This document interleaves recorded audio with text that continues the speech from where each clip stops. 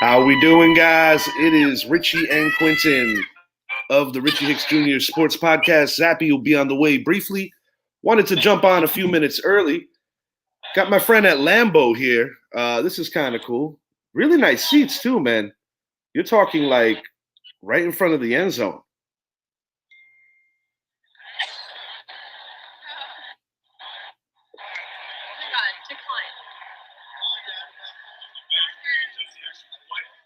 Detroit just scored. Uh huh.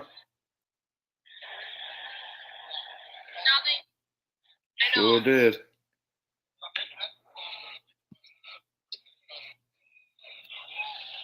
Sure did. Mm.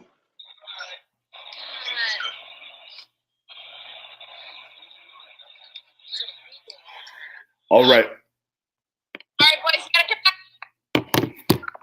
Sorry about that. I was kind of digging the view from Lambeau. My friends at the game.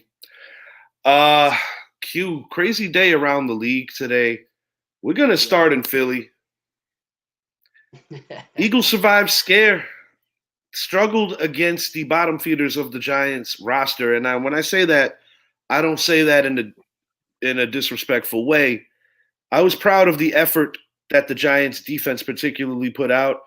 I knew it was going to take time for the offense to warm up, considering that Saquon Barkley wasn't playing. The offense always runs through him week to week.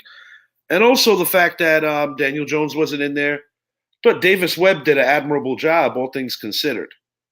Gotta say that. Think what up, Zach? I think Webb did a good job, man. And when I think about what we could have done had we played our starters, yeah, I do believe that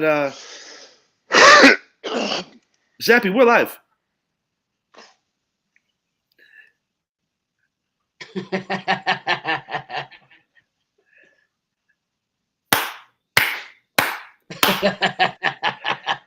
That's Mike Zappy, everybody, but you know him. Battling the flu. Farfig Nugan. Okay, so yeah, Zap, we're on the Eagles Giants. We're just getting started, no bigs. But yeah, Q, really like what the Giants were able to do with the underman roster. And I said this to Zappy off air. I'll say it here on. The two responsibilities that Brian Dable has to his team going into the playoffs. Number one is keeping the guys as healthy as possible. They accomplished that today. Number two, protecting the morale of the team. And what I mean by protecting the morale, we saw what happened in the first meeting. Now, granted, we were not as healthy as we could have been if had we played our starters. Point to be made is by rolling the dice, throwing out your third team, and hanging with that team the way they did, I don't think you could ask for a better outcome other than the fact that we didn't win the actual game. But I think from a morale standpoint, the Giants are right where they got to be going into a rematch from Christmas Eve against those Minnesota Vikings. Yeah, absolutely. But here's the thing. Technically, I want to go in. You know how much I hate Philadelphia. I can't. Words cannot describe how much I hate that city and how much I hate that organization. Um, if they were dead, if they were bleeding out on the side of the road and needed my assistance, I would just sit there and just watch them die, watch them bleed out. That's just what it is. You know what I'm saying? Um, yeah, with Davis Webb being at quarterback, I wasn't really expecting much. He was, they basically pulled him from the practice squad, threw him to the wolves to see, everybody thought he was going to be the Davis Webb that we saw in preseason. No, he's not. Because he's going against live, he was going against live rounds, the first stringers, and he was running for his life practically the entire game. Let's be honest with ourselves. He was running for his life. But he did hang in there, made a couple of nice throws. Really didn't get that much help, out of third string wide receivers, fourth string, wide receivers, et cetera, et cetera. I think by half, I was like, all right, whatever. I've seen enough. I'm just glad we are healthy going into the playoffs, and we're going to be facing Minnesota. Yeah, Minnesota get garnering the third seed, and this is the matchup I want. Because the first time we should have beaten Minnesota. This time we will beat Minnesota. I tend to agree. Okay. Because Kirk Cousins, he's not that dude. I've been saying that. He's not that dude. He's never been that dude. Never has been. Never had that dude. When he was in Washington, he was not that dude. Everybody's like, well, he does this dance, when he's like with his shirt off, and I'm like, I don't care about all that. You know what I mean? He's not that dude. He's not that guy. Okay. Chris Collinsworth can sing his praises. Troy Aikman can sing his praises. He's still not going to be that dude. Yeah, when I look at Kirk Cousins, I see a lot of Derek Carr. I see a lot of Carson Wentz. I think he's a better version of both of their peaks. I'll give him that much. But no, not a guy that I trust in a playoff game. And I feel that when I look at that Minnesota roster, we've talked about this numerous times about the paper tiger thing. The one thing that I will give that team credit for is the fact that they do win a lot of close games. I'll give them that. But when they lose, they really do get their doors blown off. So it's going to be interesting. Yep. But as I stated, Eagles, they won the division. So you don't have to look good every week in victory. But this was definitely, in my opinion, a wake-up call to the Eagles, given that the Giants are running out there with the bare minimum.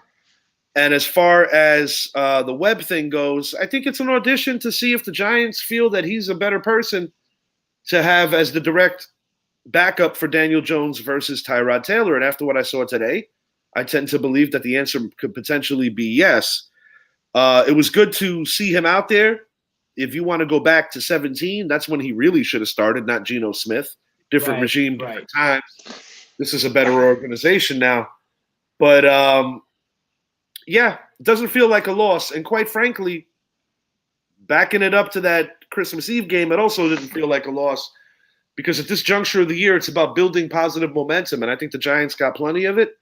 And I expect them to not be an easy out in the playoffs. So I am excited about that. Zappy, your thoughts on the Giants' third stringers really hanging with the Eagles?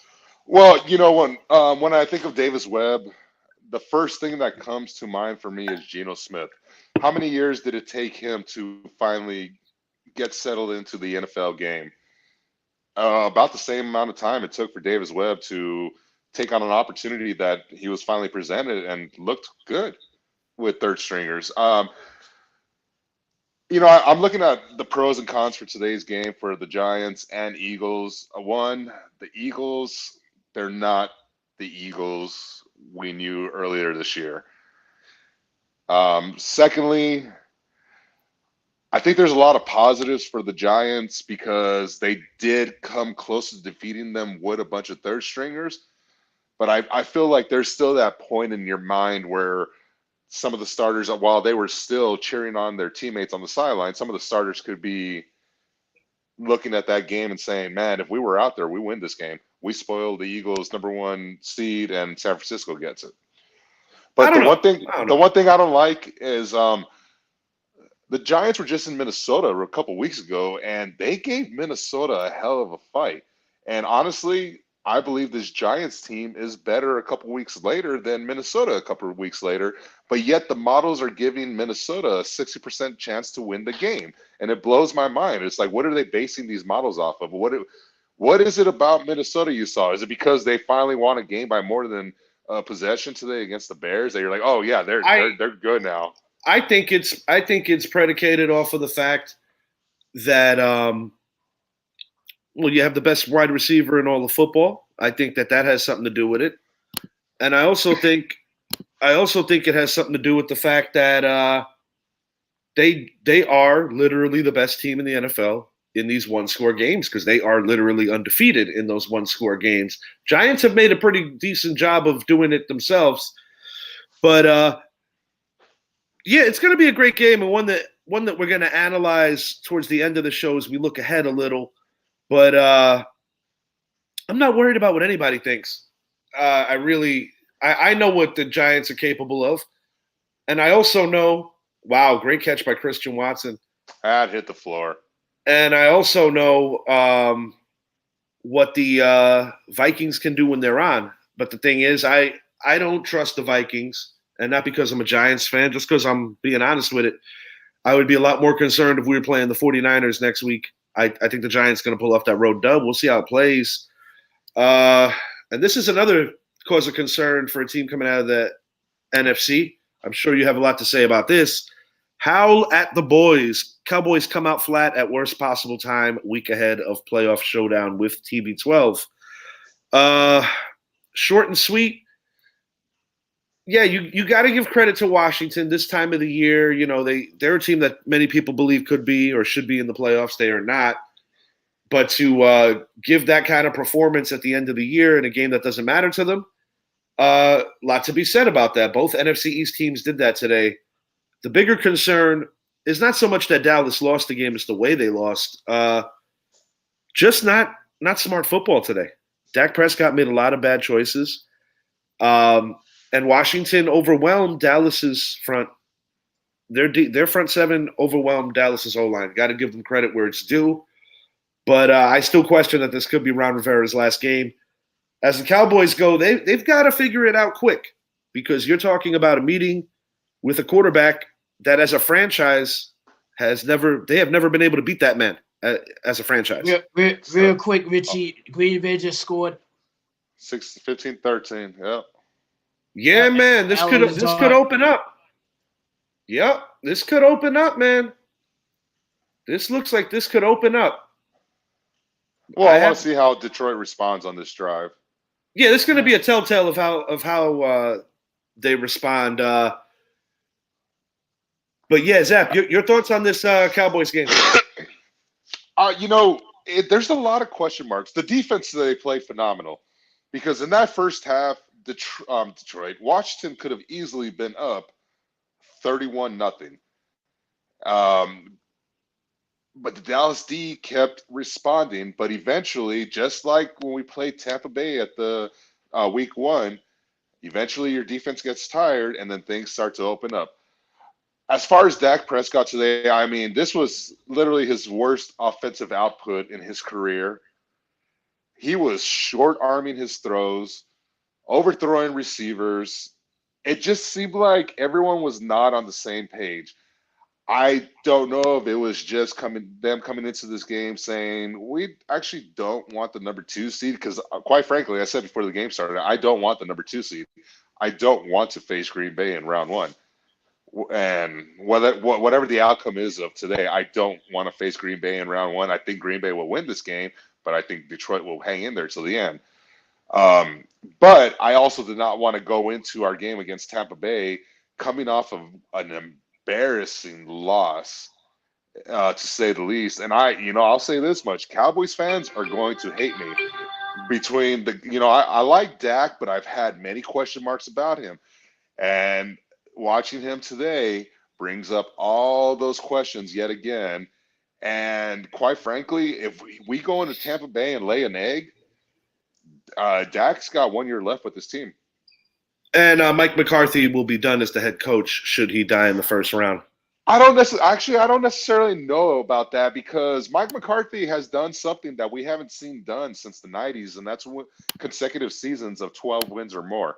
Yeah, a lot has to be said about the way Mike McCarthy took control of this team with the Cooper Rush. A lot has to say about the way this team has responded to him week in and week out. The one thing that worries me about Dallas is they're 1-4 on the road, coming off a long bye or an actual bye week or a long week of rest. We saw it in Green Bay. We saw it against Jacksonville. We have seen it. We saw it against Philly. This team, the games they're losing, Washington, in my opinion, should have been the 7th seed, but Ron Rivera dropped the ball last week. But the games they would have lost would have been to all playoff teams this year. And that's the part that scares me. The only thing they have going for them really is the fact that while Tampa still worries me because of number 12, they haven't exactly played great football all year. I'm expecting a defensive struggle. I am too. That's exactly what I'm expecting. But the one good thing for Dallas is they don't have to worry about weather this week. Neither team does. So it's good. While it might be a defensive struggle, I need to look at the weather prediction, see if there's going to be rain involved. But as far as Dallas goes, I mean, the run game's been non-existent the last 4 weeks. Dak has, 7 straight games of interceptions. A lot of those were interception games. And there should have been many more interceptions in this game. I don't like the way the game showed out. I was pissed. That's why I text you and said live. I have a lot to say about this team, and what separates me from other Cowboys fans is I'm always about reality, and I will always say what I see rather than being that homer that says, "Oh, we'll be fine. We got this. We needed this. We'll come out next week. We're going to win the game." No, bullshit. That this Dallas team has a lot of concern. And even though they have a 55% chance to win next week, there's a lot to be worried about, honestly. Q, anything you want to add to this situation with Dallas going into round one? Well, when I was watching the highlights, Zappy was absolutely spot on. Dallas didn't look the part. You know what I mean? As fourth seed, they looked flat the entire game, and I get it. It's against division opponent, and division games are always like amped up. You know what I mean? They're way up here. You know what I mean? As opposed to just some Joe Schmo team that you're playing. Technically, I felt like Dallas should have at least beaten them by 2 touchdowns. Because Washington, although defensively is still a solid team, offensively they're still a mess. Yeah. Hey, they have something with Sam Howell though. Yeah. And I'm like, I don't know if Ron Rivera does survive it. There's so much other stuff from above, and Snyder's like dead man walking too, and I get the vibe that he and Rivera don't really care for each other as people. Right. There's just a lot of bad vibes over there, but I don't know. Jack Del Rio's definitely gone. He's definitely gone. Yeah, Del Rio's definitely gone. I have to agree with that. Yeah. I think we're going to see Sam Howell keep Rivera around for at least the first 8 games next year, because this is a guy that Rivera drafted. This is the first quarterback on this team that he drafted. He didn't draft Heineke. He was just a practice squad guy that he had with the Panthers and brought over to Washington. Sam Howell at one point was considered a top 5 NFL draft pick. Then his final season was a drop off from his production the previous year. But watching him today, he's got some zip. Oh man, that was close. He's got some zip on the ball. He can move with the ball, and he looked very comfortable out there. I want to see what he looks like next year, and see if Rivera can build off of that. I think he's back, but I think he's on a short leash, similar to what Matt Rule was on this year with Carolina. Totally agree. Yeah. The most impressive NFC team right now, the Niners. Not really up for debate. They send a huge message that they may very well be the team to beat.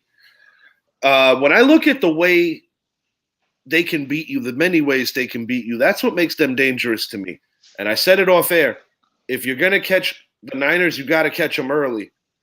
You take a seasoned team like Green Bay, should they win tonight, I do think if the Niners are going to get knocked down, it's going to happen right away, or else it might not happen at all. It's got to be round 1, and I think Green Bay could be the team to give them that scare, or possibly give them the exit.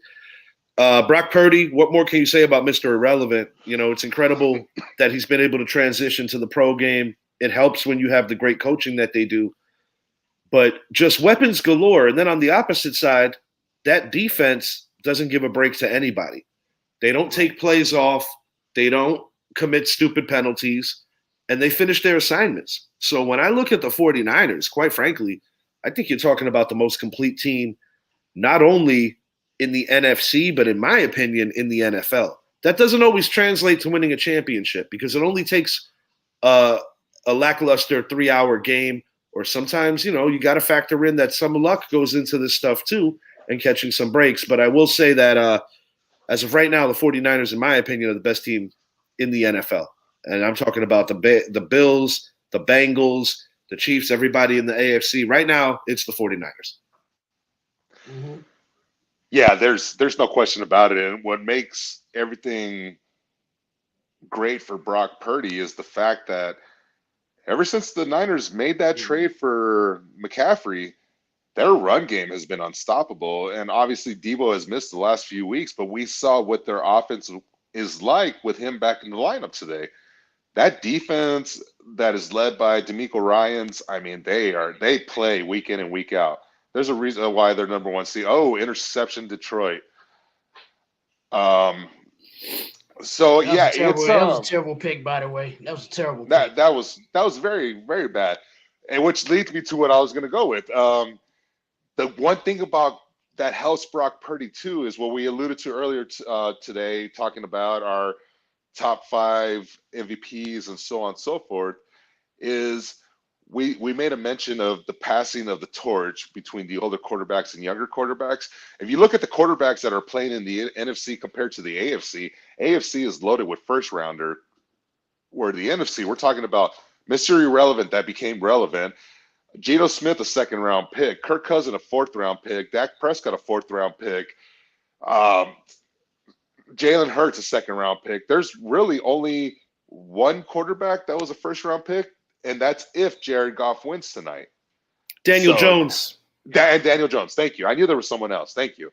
So it's just the NFC, in my opinion, is a lot more wide open, which bodes well for Brock Purdy and the 49ers, because Purdy is not making those stupid mistakes you would expect the last pick of the NFL draft to make. Well, he's in a position where they also cater to, weaknesses. And what are his weaknesses? Just not having the miles or the minutes, so to speak, in these situations. That you can't do anything other than experience things. And that's right now the phase of his career. But when you play on a star-studded team like they have, it does make your life easier, where you don't have the fear or the responsibility per se of having to carry anything.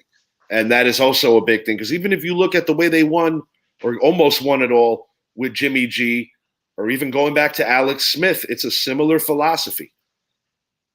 It is a similar philosophy. And, which leads to this question. Jimmy G was doing just fine as the starting quarterback for the 49ers this year. What? Oh, my God. Did you get my voicemail? I think you did, right? No, I didn't get your voicemail, dude. Oh, why don't you go ahead and go listen to it, because I'm sure it'll upset you. No, anyways, I will say the one thing about this 49ers team is Jimmy G might be coming back next week. What will Kyle Shanahan do? Is he going to stick with the hot hand, which, in my opinion, he should do? Because that's not even a question. That's not even a question. It's not. You're right. But Jimmy G's got the experience in the playoffs. Ron Rivera's. That's not even a question. Not if they felt that good about Jimmy G, he would have been the starter going in. They've been trying to get rid of him low key for a while now, because they don't like how much money he makes. Yeah, well, that's why he took a huge pay cut and is making $6 million, $6.5 million this year. Correct. Like we've talked about many times, Jimmy G has got this team to the NFC Championship game multiple times, the Super Bowl, and really he was the reason why they lost that game, because of his 4th quarter just fumbling of the game against the Kansas City Chiefs. But either way, he's got the experience. But yeah, I have to stick with Brock Purdy. And if he loses the game in the playoffs, who cares? You have yourself your franchise quarterback. Trey Lance, he's disposable now. So you don't have to give him that contract. And you're paying Mr. Irrelevant. Shoot, I think minimum wage employees get more than him. All right, Brett came in. But here's the question though. With Trey Lance being disposable, okay, where does he go from there? You know what I'm saying? Where does he go? I don't think you trade him, and I don't think you play him. I think you give him the opportunity to grow, because while Brock Purdy was Mr. Irrelevant and Trey Lance was number 3 pick in the NFL draft, Brock Purdy still played in the Big 12. He still played against much better competition. And the reason why he didn't have a better resume was because he played in the Big 12, where if you played for, let's say, an Oklahoma or UT or another SEC team, statistically speaking, he would have had a much better collegiate career. And then as far as Trey Lance, we're talking about a guy that while at South Dakota State or North Dakota State, he played one game. Right. So, it's still raw. He's still raw. He's still very raw. And Trey Lance has nothing to weigh on or give it a fighting argument to say, hey, trade me. He has nothing, So I think in the 49ers case, you have 2 quarterbacks now on rookie deals. You allow them to grow, and hopefully Trey Lance turns into a commodity that you get yourself a trade next year to get yourself a first-round pick or a second-round pick. You have Brock Purdy, you have your future, and in my opinion, for the 49ers, the last thing you want is them to have multiple first-round picks, He's going to Indy where all the careers end. That's Derek Carr. He's going there. Well, I wouldn't say Derek that. Carr, whoever it is. He's going to Indy. A lot of this, speaking of going to Indy, when Zap said something about, the Harbaugh situation, and me and him text each other the other day about the situation with Harbaugh and the recruiting scandal that's going on with Michigan. Indy is the most logical place for him to end up because he will have a say so in the draft versus Denver, because Denver, he can't really do much in Denver with Russell Wilson. He's hamstrung with Russell Wilson because of that contract. Yeah, Denver is stuck with him for the next few years.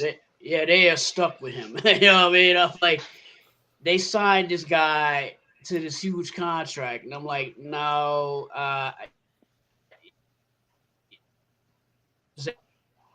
that was right. And in Indy, because the relationship with Jim Irsay, and he's going to have some influence on the draft. He's going to have some say so on who they get in the draft as far as the quarterback goes. Yeah, no, I agree. To me, Indy, it's all about Derek Carr and draft Will Levis.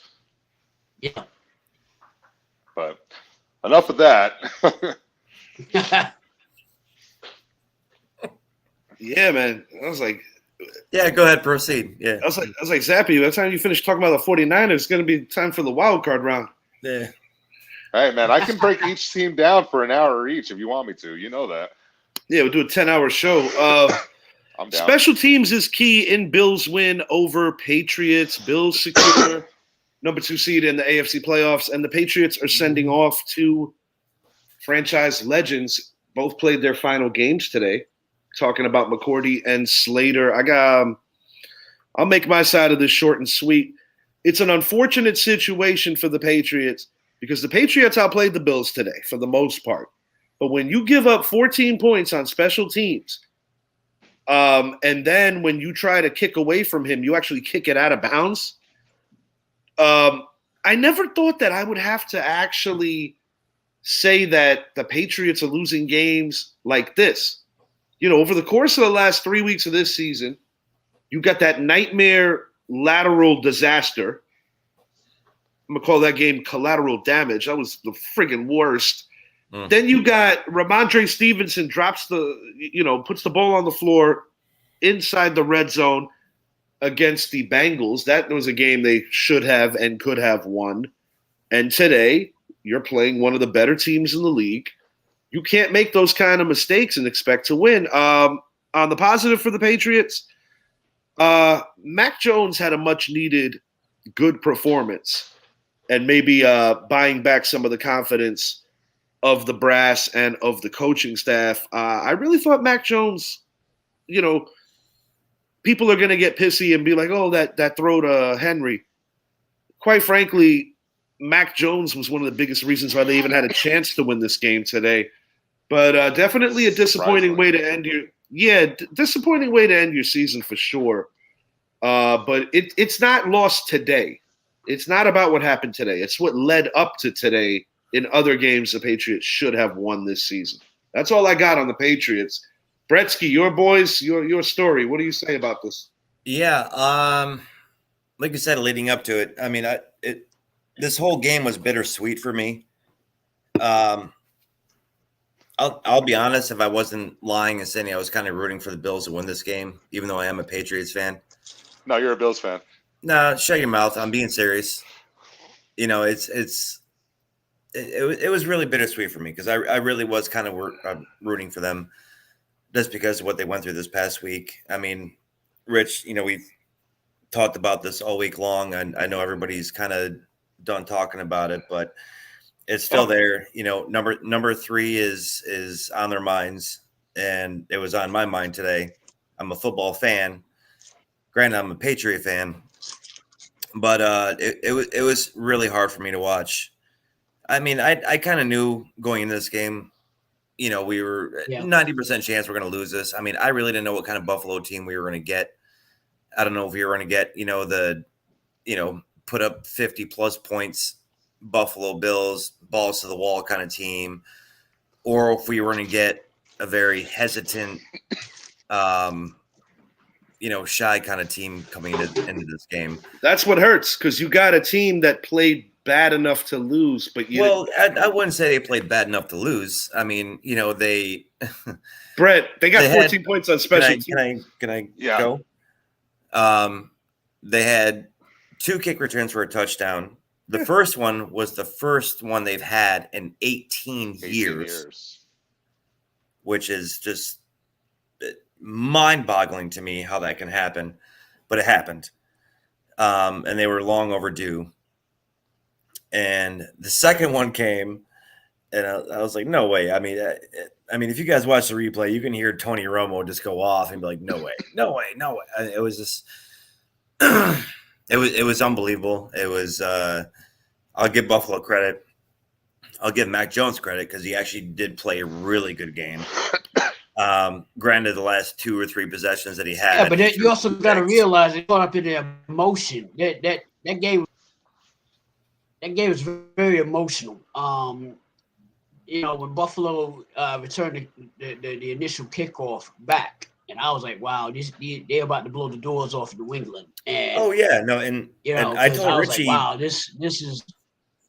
I called Richie at halftime, and I was like, "This kind of reminds me of that, the Saints punt block, after Hurricane Katrina in the Dome."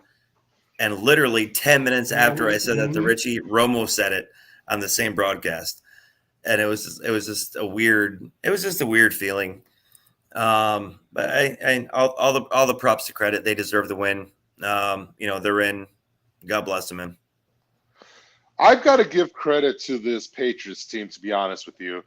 Watching Naheem Hines return the opening kickoff for a touchdown was such an emotional moment that I interrupted Rich at the end of our show because I was watching it, and it excited me because that's the one thing I wanted, you want to see because it's for Damar Hamlin. The difference between this game was the 2 kick returns for touchdown by Hines and the kick that went out of bounds. If you eliminate those 3 things, the Patriots probably come out of this game victorious. More likely.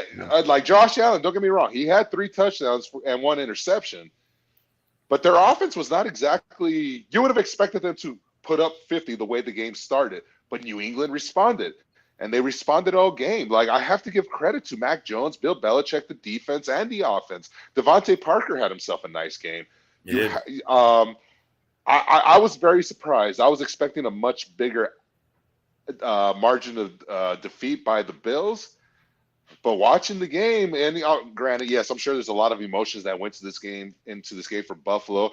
Yes, they got the opening touchdown, but you're still out there playing for Damar. That's still fresh in your mind. I don't care what anybody says. That's still fresh in your mind. Right. So yeah, I'm going to give credit where credit is due. New England could have won this game today if it wasn't for those 2 kick returns for touchdowns and then the 1 penalty on the kickoff. And that was that was essentially to the point that I was getting at, that Buffalo played bad enough to lose. Because when they did. You take those 2 returns off the board, the Patriots win the game. Mm-hmm. Period. Patriots win the game. And, speaking of lackluster, the Lamarless Ravens have no answers for the Bengals. If there was one team that I'm like, they're definitely going to lose next week, well, now there's 2 of them because Miami got in. But yes, the Ravens are one of the 2 teams that even if Lamar returns, they are toast. They are done. This is not a matchup for them. And quite frankly, the Ravens peaked early. And I think this has just been it's like watching a car crash go real slow, but you see what's about to happen. That's essentially what I have seen from these Ravens. And it all starts at the quarterback position. Are they going to pay Lamar in the offseason? No, I don't think so. Because I think if they believed that he could bring them a championship, it would have already happened. And if you look at the history of the way they do business, they're not going to overpay anybody at that position. No, they would have paid him at the beginning of the year. It's not happening. He's gone. He might be a Jet. He might go somewhere, but it ain't going to be in Baltimore. It's been the same story for the last 2 years with Baltimore, Lamar Jackson, and I mean this team. They started off hot last year, and they fell apart. They started out hot this year, and they fell apart. That goes into my. I mean, people will say, "Well, this is the reason why they need to pay Lamar." Not necessarily, because Lamar was struggling before Tyler Huntley took over. This team was winning 13-10 against a team they should have won 37-10. It's similar to what I said this morning with when I made mention of friend of the show Sergio Rodriguez about the total touchdowns thing. Hey, listen, we got a mobile quarterback in East Rutherford. I love guys that can run, but first and foremost, I like guys that can make all the reads, and I like guys that are first and foremost seasoned pocket passers. Nothing against Lamar, but he has never evolved his game enough to get that quarterback money because he doesn't do the most important thing that the elite quarterbacks do. That's why Herberts and the Burrows and all these young kids have kind of taken that leap. I mean, shit, even Daniel Jones, if you really want to get with it and look at who he doesn't have, I get tired of hearing people, and I've even said it, and I'll call myself out about Lamar not having a number 1. Jones don't even have a number 3. That's very true. True. That is true. No, and I think it also goes to prove that this year, Jalen Hurts is the exception. The running quarterback doesn't succeed. You know, that speaks volumes of how good that Philly offensive line is. No, yes. When is I mean, when is the last time you can remember a running back really succeeding in the league? Talk about a running quarterback? Yeah, Lamar Jackson when they went 14-2. But what did he win? That's what Brett's getting at. Well, it's they haven't won anything. What did he win? You know, you might want to put Randall Cunningham. Steve McNair. Steve McNair's the closest. I would put Colin Kaepernick. More recent. If you want to go back, another 49er, but it was a different game. And back then they considered him a running quarterback. Nowadays they would not consider him. That would be Steve Young. Yeah. Different game back then. But in today's game, he wouldn't be viewed as a running quarterback. He'd just be viewed as a guy that runs sometimes. Yeah, no, another guy that could make the throws. But he was a pass-first quarterback. Yeah, it was different. He was also well coached, and it helps when you have the legendary Jerry Rice and the coaching tree that was over there. The great thing that Bill Walsh built and then handed it off to George Seifert. Yeah, Bill Walsh. Yeah, exactly. I was just about to say that. Yeah, that coaching. And I'm not taking nothing away from 16 or 8. Both those guys paid their dues and got the rings. But coaching does make Joe Montana and Tom Brady legends, whereas other guys that might have more attributes never really hit that ceiling because they never really had the right people around them. Coaching matters. Right. It absolutely matters. Schemes matter, systems, everything. That all matters. And sometimes the wrong marriage just doesn't pan out for that. And you've seen it. We've seen it. The Finns barely swim, but because of ugly wind, they are now in. God, I did not want these guys in the playoffs for a litany of reasons. I'm so disgusted. I'm so disgusted with the way Mike McDaniel has dealt with the Tua situation. I don't like Stephen Ross. I don't like this team in general. I got nothing against Tua other than the fact that I didn't really think he was the right guy to draft. I will give him props for being tough and doing a little more than I would have thought he would have done. That's going to be a question going into the next meeting. They're going to Buffalo. They're going to Orchard Park. Third time they play the Bills this year. And both games were nail-biters. So, from the entertainment value level, yeah, I want Tua to play. But to be honest, I would have rather seen Pittsburgh in this because I think Pittsburgh would have presented Buffalo with a much stiffer challenge because of the way their defense is playing down the stretch. And Pittsburgh is one of those teams, too little, too late. If they would have got in, they could have made some noise because of the way the path broke up. I think Pittsburgh would have been a better matchup in terms of who could upset Buffalo.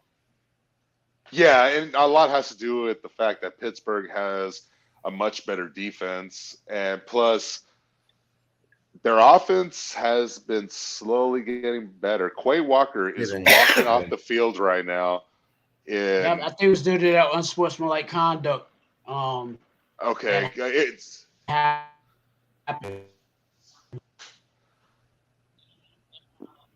he bumped the trainer. Quinton's getting the Zappy treatment on the camera. All right, well, I saw that. I looked away and saw him walking off.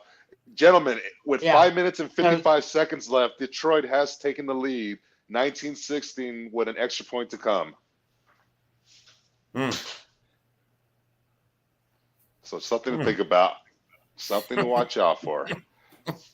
Too much time. But yeah. Look, Richie, I agree with you 100%. Honestly, Miami between Jacksonville, if Jacksonville would have lost yesterday, the Steelers, the Patriots, Miami was the one team I did not want to see get in. And oddly enough, I picked it like that. And I didn't want to see it either. I just really had that vibe that it was going to happen. Let's say they had a healthy Tua. Would you want to see them get in that? Yes. Tua's going to play next week, whether it's right or wrong. I strongly believe he's playing next week. That's frigged up. But it is what it is. It is what it is. And that goes to even if he's out of protocol, he's out of protocol. And it's a failure on McDaniel. You can't keep him in based on fear. The reason why this is so disturbing to people is because of what we saw in Cincinnati. We saw the two scariest things in football happen in the same stadium. Scariest in the same year. It's unfortunate for sure. But if he's out of protocol, you can't not activate him. Right, but then there's also the moment where you have to be a head coach and you have to be a responsible friggin' human being at that point. Yeah, and that's where you sit him down and say, "Hey, look, Tua, I appreciate the fact that you're giving everything for this team." Well, that would be his first lie. That would be his first lie because he's already proven that he don't give a shit about Tua. No, I know. But a good, responsible coach would say that and "Look, yeah, I'm gonna go with Skylar Thompson." That ain't happening with Bill Belichick. Say all you want about Bill, he wouldn't pull that crap. Neither would the rookie head coach Brian Dable. But this guy in Miami that looks like a friggin' accountant, he would pull that crap. And it's the little man syndrome, whatever it is. He came in thinking, all right, I need to blow up the league too. I need you to do it week in and week out. The question is he going to wear the same sweater that he wore back a few weeks ago, saying that I wish it were colder? Oh God, absolutely. He just might. I don't know. Because that goes to show the head coach he is. And while we're on the topic of stupidity, selfishness, and just what the fuck, why? Late Texans comeback prevents them from keeping the number 1 overall draft pick in the NFL. Why? Why do you do that? I have a reason why. So I thought about this long and hard. Chicago is not going to trade back, and they don't need a quarterback. So you actually save yourself some money by not having the number 1 pick. You can go out. Chicago's going to take Will Anderson. They need that anchor on the defensive side of the Or ball they that can get trade to the back quarterback. and really cash But in. if they trade back, they don't get Will Anderson, and that is the one piece that offense needs, or they need a wide receiver. The highest pick you take a wide receiver is at around number 8 or 9 this year, and that's with Quinton Johnson. This team won 3 games this year. They need more than one piece. They need like 6 pieces. Right, but they traded away 2 of their defensive players in Robert Quinn and Well, yeah, it's a different Roquan brand Smith. of Bears football. We're not used to them. We're used to them sucking on offense. We're not used to them sucking on defense. Yeah. Right. And no, I think this team has got their eyes set on Will Anderson, unless if he has an absolutely atrocious combine. No, Will Anderson will be the number 1 pick in the draft. It's going to take a lot for them to trade back. A lot.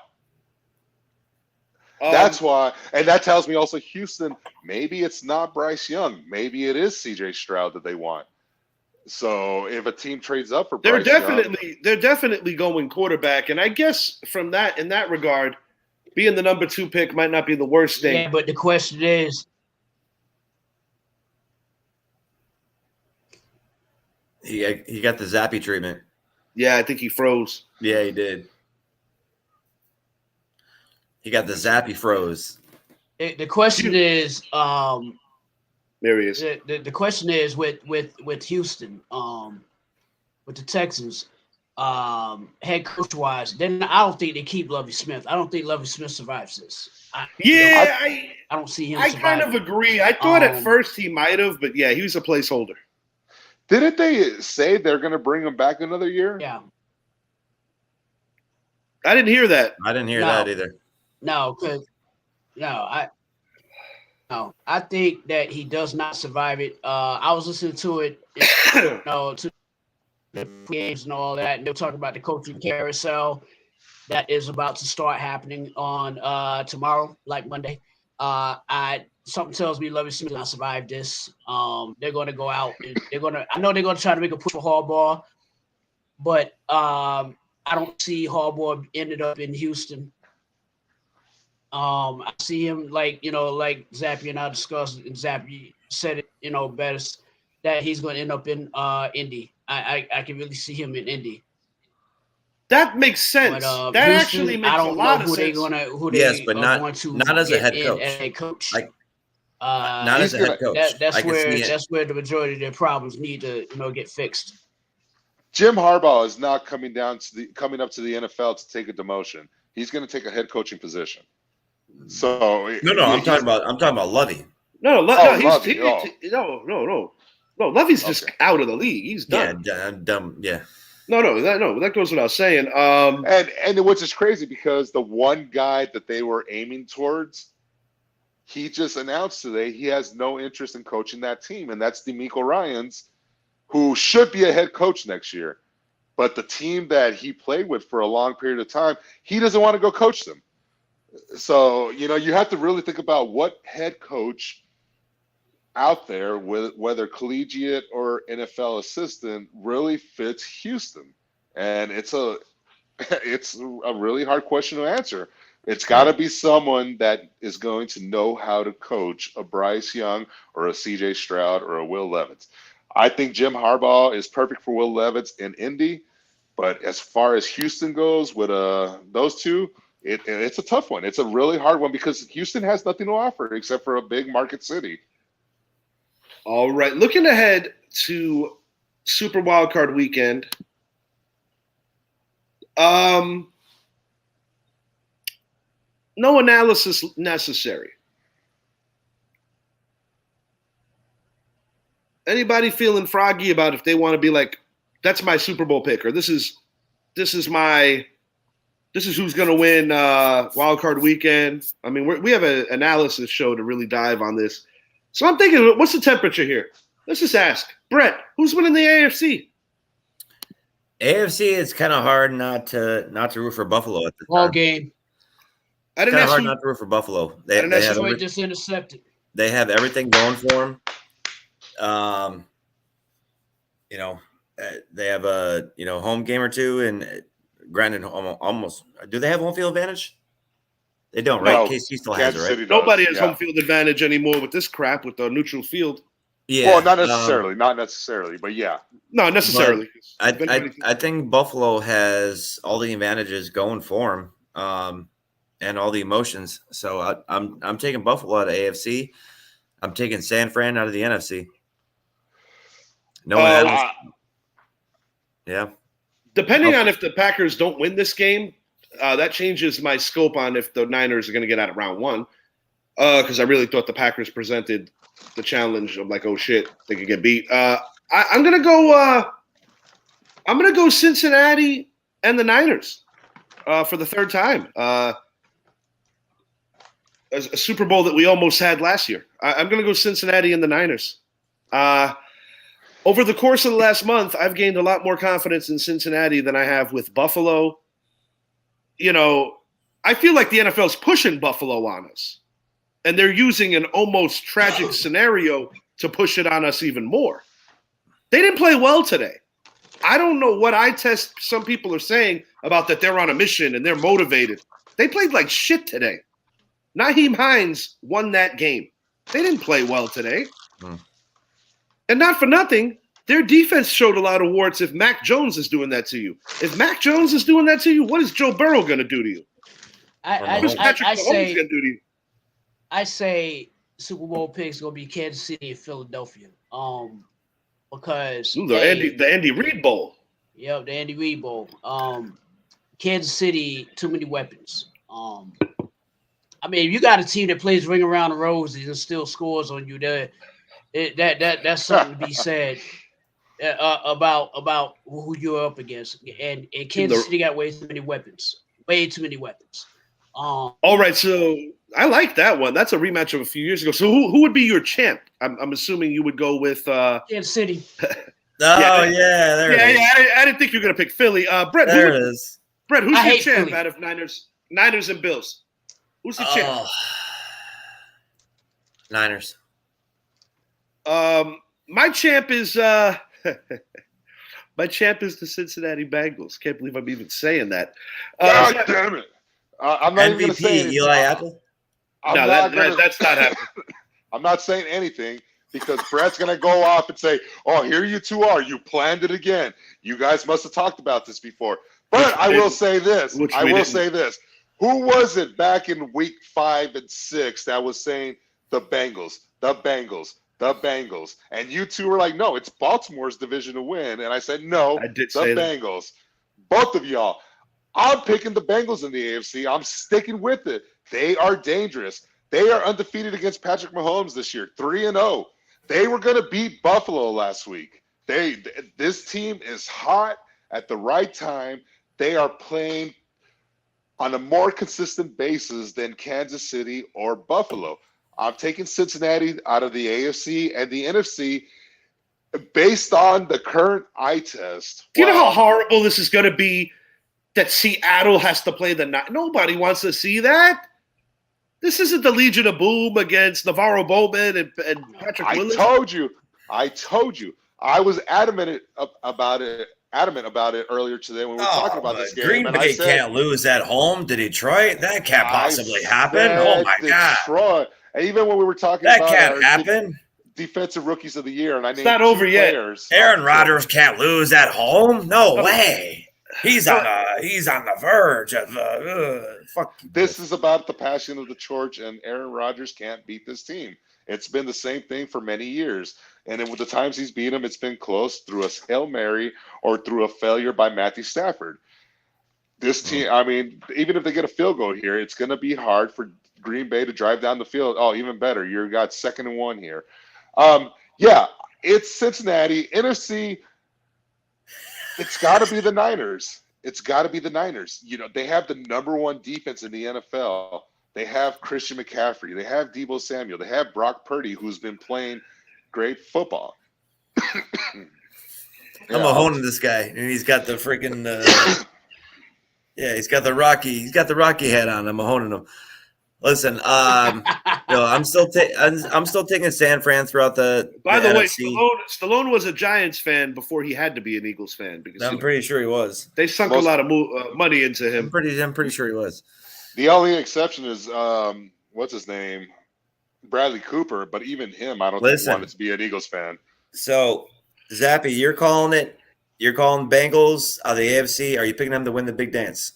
Yeah, I am. Okay. I think the only reason why I am picking them to win the Super Bowl over to San Francisco is because I trust Joe Burrow a lot more than I trust Brock Purdy. And in that position, in the big dance, Joe Burrow has been there already. He barely lost.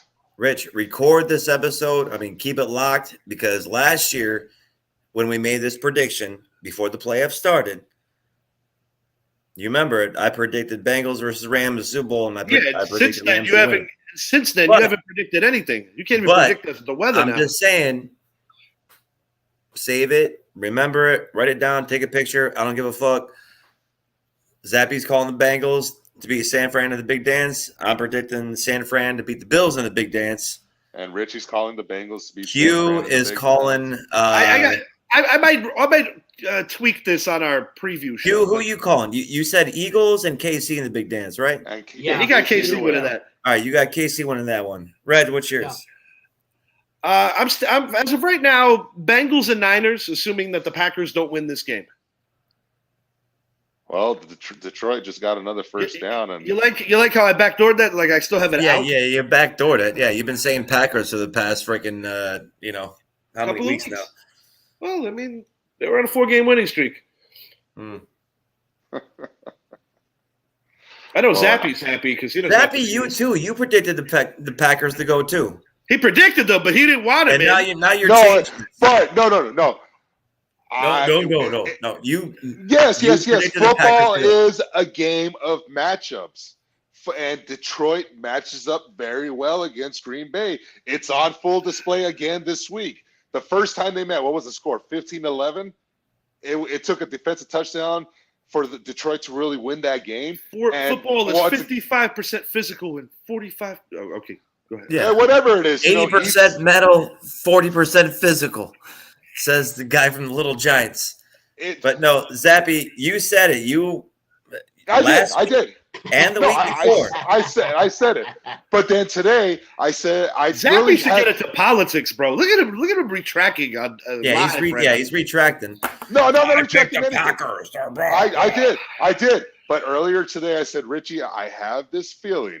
I think Detroit's going to win. He did say that, actually. And Detroit and Richie was trying to sell me, saying, no way in hell is Green Bay losing this home game. And I said, I don't know about this one. I think Detroit has the team to win because they match up very well against Green Bay. Not taking away anything against what I said about Green Bay, because I did say I think Green Bay is the most dangerous team going into the playoffs if they get in. The game's not over yet. The look on Richie's face, I'm pretty sure the Packers aren't losing this game now. Or they're not winning this game. No, they're down 20-16. It's 2 minutes and 17 seconds left.